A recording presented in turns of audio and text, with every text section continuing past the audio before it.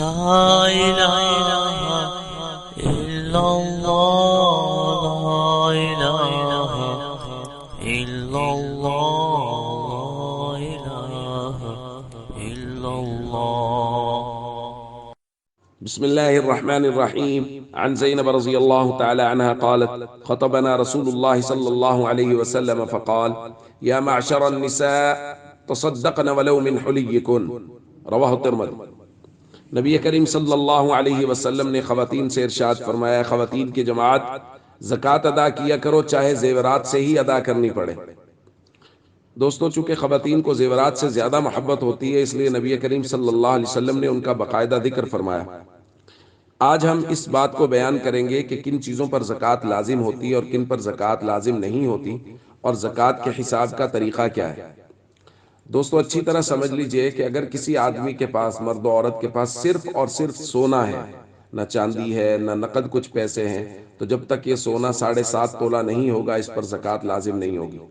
اور اگر کسی کے پاس صرف اور صرف چاندی ہے، نہ نقدی ہے، نہ سونا کچھ نہیں ہے، تو یہ چاندی جب تک 52.5 تولہ نہیں ہوگی، اس پر زکوٰۃ لازم نہیں ہوگی۔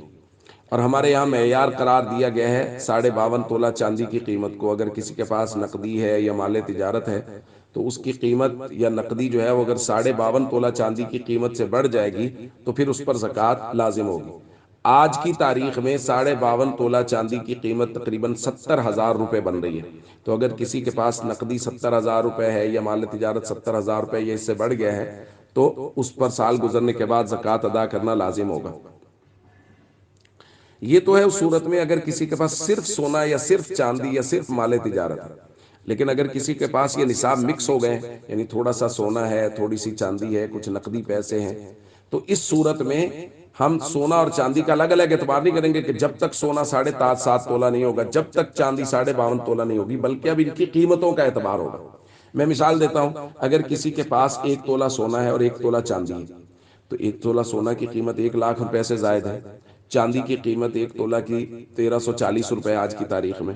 تو اب ان کی قیمت دیکھیں تو 52.5 تولہ چاندی کی قیمت سے بڑھ گئی، چونکہ 52.5 تولہ چاندی کی قیمت تو 70,000 روپے ہے، تو اب اس پر سال گزرنے پر زکوٰۃ ادا کرنا لازم ہوگا۔ حساب کرنے کا طریقہ یہ ہے کہ ہم دیکھیں گے کہ ہمارے پاس، مثال کے طور پہ میں مثال دے رہا ہوں، کسی آدمی کے پاس سونا اور چاندی ہے، اس کی قیمت ہے 1 لاکھ روپے، اس کے پاس نقدی ہے 1 لاکھ روپے۔ نقدی میں ساری چیزیں آئیں گی بھائی، نقدی میں یعنی وہ ساری چیزیں جو ہمارے پاس گھر میں موجود ہیں، بینک میں موجود ہیں، یہ سب نقد میں شامل ہیں۔ اسی طرح مال تجارت میں سب چیزیں شامل ہیں، زمین خریدی ہوئی ہے بیچنے کے لیے وہ بھی ہے، کوئی دکان ڈالی ہوئی ہے وہ بھی ہے، کسی کمپنی کے شیئرز ہیں وہ بھی ہے، کچھ جانور بیچنے کے لیے خریدے ہیں وہ بھی ہے، یہ ساری کی ساری چیزیں مال تجارت میں شامل ہیں۔ سونا چاندی 1 لاکھ روپے کا مثال کے طور پہ، اور نقدی جو ہے وہ 1 لاکھ روپے پڑا ہے، مال تجارت بھی مثال کے طور پہ 1 لاکھ روپے، تو یہ ہو گیا 3 لاکھ روپے۔ اب اس کے بعد ہم دیکھیں گے کہ کسی سے پیسے لینے کتنے، کسی کو قرض دیا ہوا ہے وہ واپس لینا ہے تو وہ کتنے ہیں۔ مثال کے طور پہ 2 لاکھ روپے لوگوں کو قرض دے رکھا ہے، تو یہ کل ہو گیا 5 لاکھ روپے۔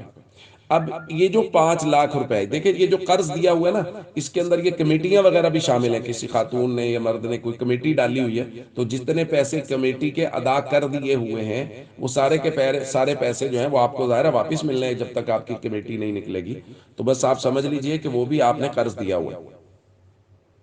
اب یہ سارے کے سارے پیسے مل گئے 5 لاکھ روپے۔ اب آپ نے یہ دیکھنا ہے اس کے بعد کہ ہم نے پیسے لوگوں کے دینے کتنے ہیں، تو پیسے مثال کے طور پہ لوگوں کے دینے ہیں 2 لاکھ روپے، تو 5 لاکھ سے 2 لاکھ نکال دیجئے، اب 3 لاکھ روپے کی زکوٰۃ ادا کرنا لازم ہے۔ یہ ہے زکوٰۃ ادا کرنے کا طریقہ اور اس کے حساب کا طریقہ۔ دیکھیے یہ بہت اہم مسئلہ ہوتا ہے، اس لیے بہت ضروری ہے کہ آپ اپنے علاقے کے علماء سے رجوع کریں اور ان کو حساب بتائیں کہ ہمارے پاس یہ چیزیں ہیں، اور ان سے زکوٰۃ بنوائیں کہ ہماری کتنی زکوٰۃ بن رہی ہے۔ یہاں مختصر بتایا جا سکتا ہے۔ اور وہ چیزیں جن پر زکوٰۃ لازم نہیں، استعمال کی چیزوں پر زکوٰۃ لازم نہیں ہے، کسی نے گھر میں موٹر سائیکل رکھی ہوئی ہے، گاڑی رکھی ہوئی، اور گاڑی بھی 1 2 3 رکھی ہوئی ہیں، تو ان پر زکوٰۃ لازم نہیں ہے اگر وہ استعمال کے لیے۔ اسی طرح گھر سے استعمال کے لیے ان پر بھی زکوٰۃ لازم نہیں ہے۔ اگر کوئی چیز گھر یا گاڑی کرائے پر دی ہوئی ہے تو اس کی قیمت پر بھی زکوٰۃ لازم نہیں ہے۔ اسی طرح جو فیکٹریز میں آلات ہوتے ہیں، مختلف چیزوں کے آلات فیکٹری میں، مثال کے طور پہ مشینری پڑی ہے 10 کروڑ کی، تو اس مشینری کی قیمت پر زکوٰۃ نہیں ہوگی۔ یہ چند چیزیں ہیں، میں پھر درخواست کروں اپنے علاقے کے علماء سے رجوع کریں اور ان سے حساب کروائیں. یہ مختصر چیزیں ہیں جو میں نے درخواست کر دی. السلام علیکم ورحمۃ اللہ وبرکاتہ.